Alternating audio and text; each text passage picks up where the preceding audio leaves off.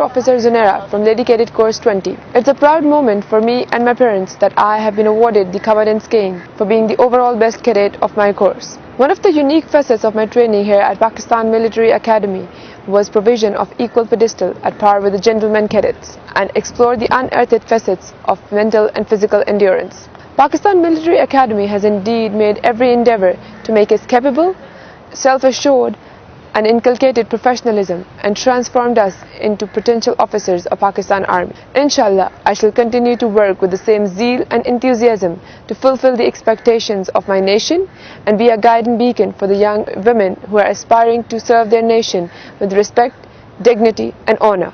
I am Course Junior Under Officer Hera from Basic Military Training Course 5. Today, I have been awarded with Commandant's Cane for being the overall best cadet of my course, which is indeed due to blessings of Almighty Allah, the unwavering support of my parents and the able guidance of my instructors.